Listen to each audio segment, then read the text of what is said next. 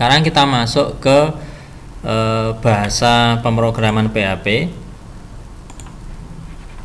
Nah, PHP sendiri kepanjang atau singkatan dari Hypertext Processor, ya. Ini memiliki banyak keunggulan, diantaranya ya, satu, selain termasuk bahasa pemrograman yang dinamis, PHP memiliki API, ya, Application Programming Interface, yang langsung bisa dipanggil menggunakan perintah untuk terkoneksi dengan basis data. Beda dengan semacam aplikasi visual, ya, seperti Delphi, VB dan sejenisnya itu ketika mengakses ke basis data memerlukan komponen tambahan, ya, agak ribet, ada pengaturannya dan sebagainya. Namun di PHP sendiri memiliki API, yang mana API itu kita isi atau berupa perintah saja, dilengkapi dengan password dan username dan database-nya apa, servernya kemana. Dalam satu rangkaian perintah pun bisa langsung terkoneksi atau kita bisa mengakses, ya. PHP bersifat open source, kemudian ini pada mulanya adalah ini diistilahkan dengan CGI atau Common Gateway Interface, ya. Jadi bahasa PHP itu induknya merupakan bahasa dari bahasa C yang dimodifikasi dengan aturan-aturan tertentu.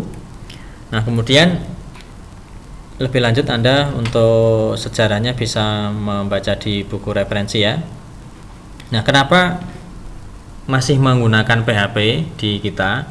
Ya, ini alasannya. Beberapa survei yang diambil oleh w3text.com bahwa pengguna PHP itu per tanggal 1 Juli kemarin, saya meringkas materinya kemarin, ya, 1 Juli 2020, bahwa penggunanya masih tinggi berdasarkan survei ini, yang mana di PHP versi 7 itu juga dominan, ya, meskipun di versi 5 masih ada yang menggunakan, tapi versi 7 juga banyak.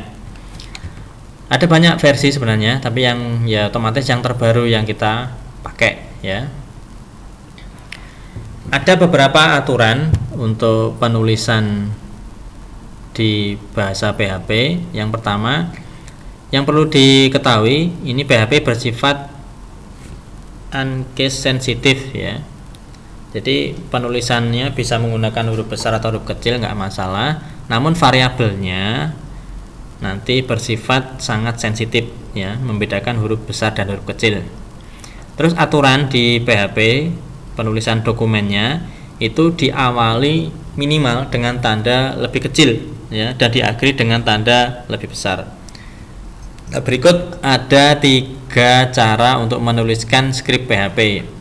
Cara yang pertama, diawali dengan tanda kurung lebih kecil, ya, terus tanda tanya, lalu diikuti skripnya, kemudian ditutup pakai tanda tanya dan kurung lebih besar. Cara yang kedua hampir sama dengan cara yang pertama, namun ditambahi di awal dengan PHP. Cara yang ketiga, kita bisa menggunakan script, kemudian spasi language, kemudian PHP, ditutup dengan script seperti ini, ya, penulisan seperti ini. Monggo mau dipakai yang mana, namun secara umum yang saya lihat ketika saya download contoh web itu biasanya menggunakan format yang seperti ini. Namun nggak ada masalah, ya, yang penting kita konsisten. Nah, kemudian beberapa tambahan, ya. Ketika penyimpanan, kita ngeditnya di text editor, disimpan harus berekstensi, ya, belakangnya itu .php. Misalnya nama filenya seperti ini, belakangnya jangan lupa nanti milih format yang PHP. Kemudian setiap perintah nanti diakhiri atau dipisahkan oleh titik koma. Kemudian untuk mencetak atau menampilkan itu menggunakan perintah print atau echo. Terus di dalam bahasa pemrograman PHP juga dikenal dengan yang namanya remark atau komen.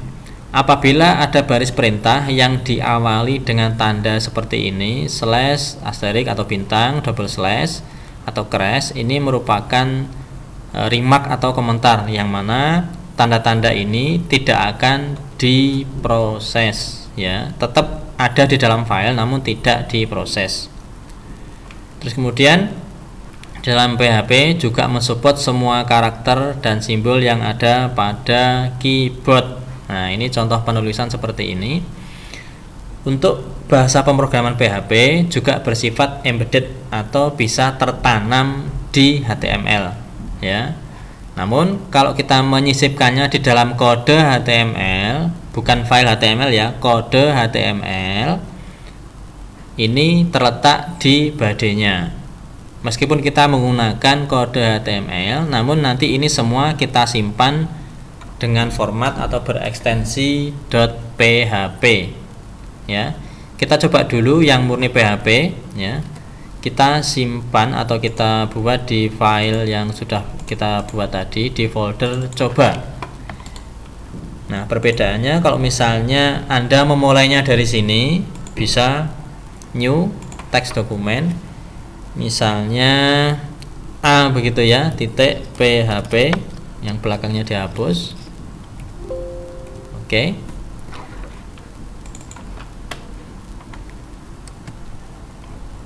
Nah, di sini saya mulai. Contoh saja, Iko untuk menampilkan atau mencetak ke layar halo. Semoga selalu sehat. Begini saja ya. Nah, cara mengaksesnya atau menjalankan tidak diklik 2 kali, namun memanggilnya menggunakan browser. Nah, kita refresh.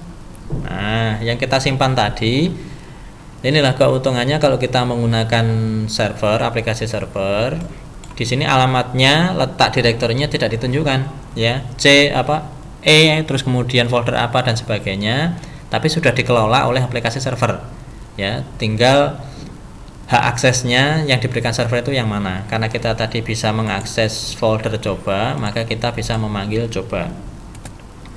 Cara menjalankan, diklik filenya. Nah, ini muncul semoga selalu sehat, ya. Jadi apa yang kita ketikkan di sini muncul di file PHP di browsernya. Nah, mungkin pertanyaannya, Pak, kalau kita hanya mengakses foldernya saja langsung diproses. Nah, ini kita kembali ke yang tadi, ya. File yang pertama kali diproses itu adalah index. Nah, kita rename saja namanya index. Ini akan diakses pertama kali, sehingga kita mengakses folder coba. Nah, ini indeksnya tidak akan ditampilkan, tapi langsung dimunculkan. Begitu juga kalau kita memodifikasi. Nah, misalnya belajar PHP. Oke. Nah, kita panggil ulang. Nah, otomatis ya. Jadi kalau kita mau memodifikasi suatu halaman web di dalam server menggunakan bahasa PHP, kita cukup mengeditnya. Kemudian karena kebetulan yang kita coba adalah simulasi di lokal, kita edit tadi menggunakan text editor, kita simpan, cukup kita refresh saja, itu otomatis dia akan update.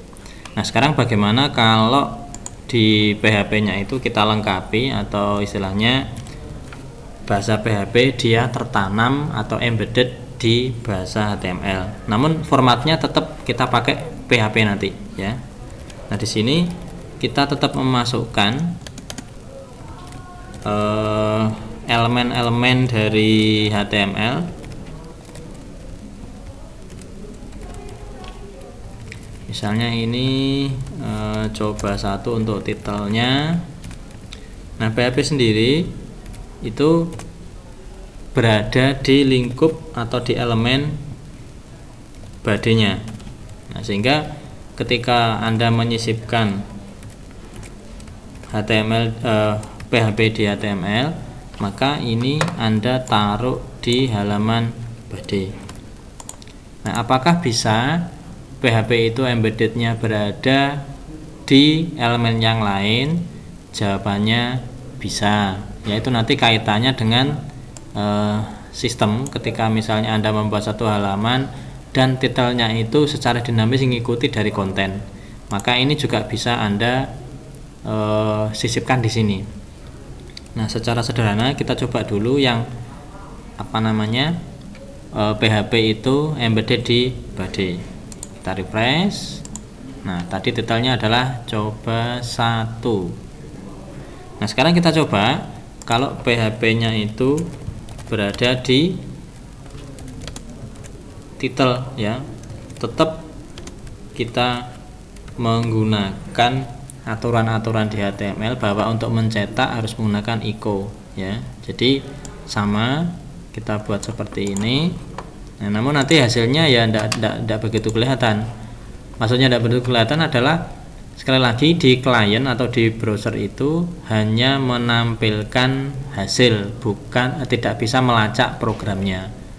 Kode program itu tertanam di server, sementara klien itu hanya menerima hasil tampilan ya.